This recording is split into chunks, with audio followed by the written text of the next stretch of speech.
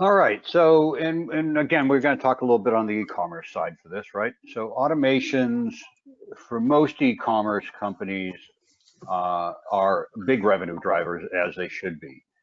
Generally, your welcome message and your cart abandonment are two of your highest automations that drive revenue. And the welcome, especially with first-time buyer discounts, you'll see that on a lot of websites. Hey, subscribe and we'll, 10% off your first purchase, or free shipping, or a free gift with your first purchase, whatever that incentive might be. So, and it's important that, you'll see some sites that you put in your address and they give you the code right away on the website. Not a fan of that, because some people will just put in any email address to get the code, right? Um, so it's better to tell them in the sign up that you're going to send them the code by email. So they're going to be more apt to give you a correct email, and probably be more apt to be careful about making sure the email address is correct when they type it in, because they want that discount, right? Um, and and and with that, because of them getting that discount, you can now track that code that says, hey, we made X amount of revenue from welcome because they used the code, this code. The only place this code is in the welcome message. Same for anything. So anytime you do any type of a discount in email, and particularly in automations, you will use a separate discount code. So you can track attribution back to that automation. And it might even be you use two different ones in a automation, because in a cart abandonment, you may offer, a 10% discount on the third email, but on the fifth email, you may offer a 15 or something like that. It just depends, right? So make sure you can sort of track back attribution as best as you can. Um, and welcome message can be a simple single one message welcome.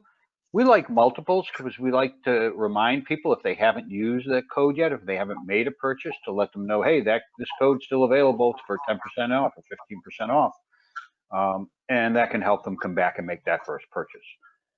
Cart abandonment. This is something that's been a pet project of mine for years. Most cart abandonment programs are broken. Most use sort of the default three message cart abandonment, or some, if you're on a Shopify or something, there may be the default one message that's going out of Shopify.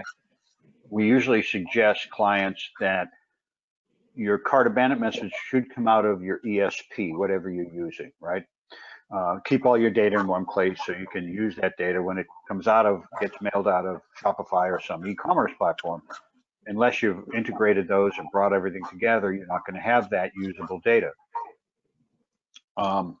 So when it comes to cart abandonment, one of the important things to remember is that standard cart abandonment program that might be a three message, where one goes out within an hour or 4 hours, and the next one 24 hours, and the next one 24 hours after that. So basically it's over in 48 hours. That's sort of been the default cart abandonment program for many programs out there. We see it all the time. One thing that nobody takes into account for is when you have a 24-hour sale. So if you have a 24-hour sale, they're going to get a reminder to buy something, and the sale's not over, right? Because the sale's over by the time they get the second reminder to come back, and that can annoy people a little bit. The other thing you want to look at is, rarely three messages is enough. On most of our clients, we run 5 messages at minimum. And one of the reasons we do that, or we run what's called a postcard abandonment program. So what we've learned is, if you have more than $250, $300 in your cart, you're more apt to abandon, because you have questions, right? So you might have to talk to your husband or wife to go, hey, can I spend $300 on shoes? No, honey, you cannot do that. Whatever that might be, right? So, or you may just look for some more places to find better pricing, maybe, or you might wait till you get your next paycheck. So once they have a larger checkout amount, really that $300 area or above, you've got two options. You can extend your cart abandonment program to 5 message, maybe over 5-7 days, or create a postcard abandonment program, so that people, when they leave the regular cart abandonment program, it says, if cart value is $300 or more, push them, and haven't purchased, push them into the postcard abandonment program. I do like the postcard abandonment program having two, so if you need to edit one or the other, you don't have to shut the whole thing down while you do it. Um, but it's certainly something to test on your end. Really look at the cart abandonment. And if you do run a lot of 24-hour sales, create a second cart abandonment program that's really tweaked for that one 24-hour sale, and just switch between them during that time if you need to. Just remember to switch back. Some of the others that really help to drive revenue. I'm sorry, did you say something? Okay, I heard something in my ear here. Some of the other automations that will really work well are post-purchase, right? So post-purchase can be a thank you, and hey, here's other items that people who bought this, they also bought this, this, and this. Or it could be a next logical purchase type of post-purchase, right? So if you bought a phone, you might want to try to sell them a case and chargers and portable chargers or whatever, even external speakers, things like that. So post-purchase as a thank you, and as a, hey, here's some other products that you might like, because people who bought this also bought these things. Browse abandonment. Browse abandonment's a funny one. So you kind of need traffic for browse abandonment. So if you're kind of a small e-commerce business, not a lot of traffic yet, I wouldn't worry about browse abandonment right away, because it has a lower conversion rate, which means it's going to take it a while before it pays itself back and you actually start making money from it in most cases. Because the cost to set up a cart abandonment program for a company that has, 10,000 visitors a day compared to one that has 200 visitors a day, the work is almost the same. So the cost is not all that different. So make sure you have enough volume of traffic and then make that decision there, right? But browse abandonment can work for sure.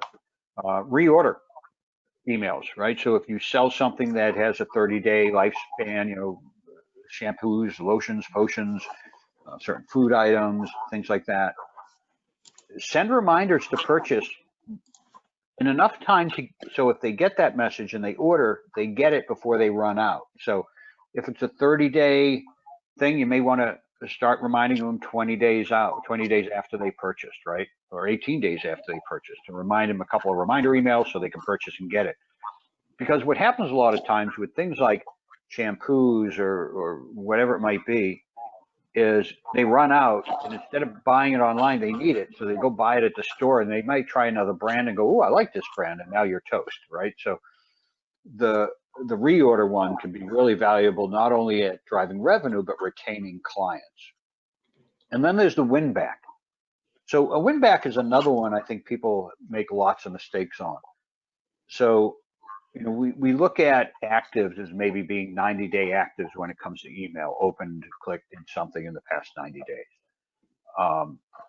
But it depends. If you're sending an email every day, then 90 days is too long to wait for a win-back program, right? If you're sending an email every day and they haven't opened one after 30 days, something's wrong, right?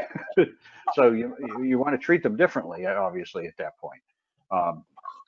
So adjust your win back based on what you see is when people hit a certain mark of inactivity, what is that mark that we know that it's 17 days or 30 days or 40 days, that if they don't open or interact with us, then they tend to become completely inactive, right?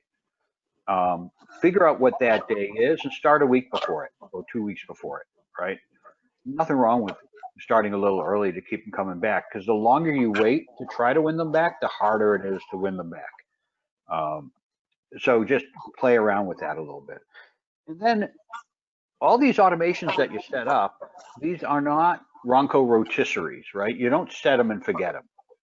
And that's what too many clients do. So make sure that you're monitoring it on a weekly basis to make sure it's triggering properly, and on a monthly review basis to make sure that the content's correct, offers are good, branding is correct. Maybe you've had an update of your website or some branding update. Make sure those get updated.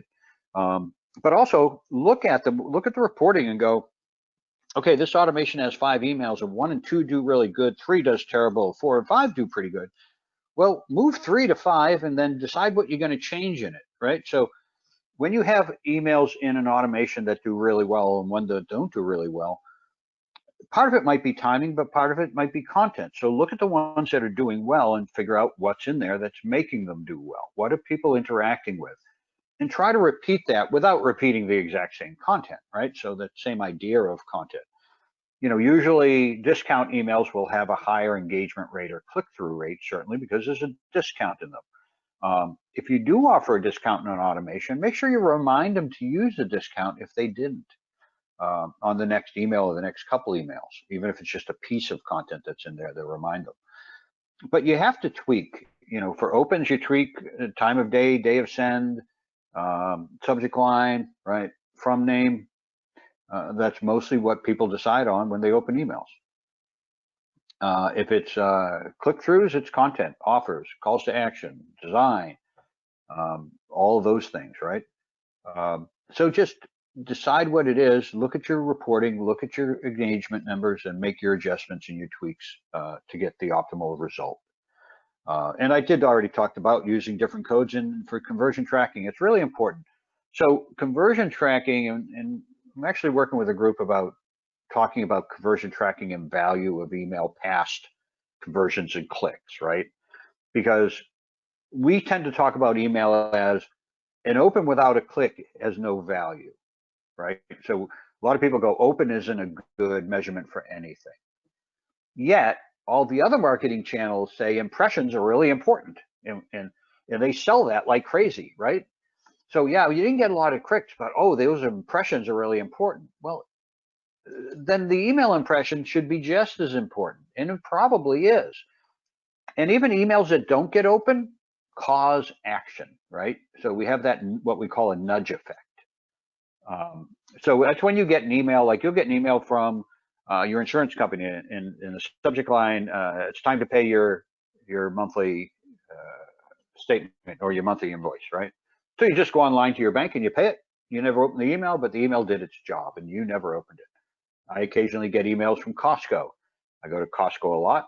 I'll get an email. I won't open the email, but I'll go, you know what? I need dog food. I need laundry detergent. I need the things I buy there, and I'll go to Costco. And that email reminded me to do that, and I didn't open it. So not only conversions, but look at what impact it might be having. Anyway, that's it for the automation side.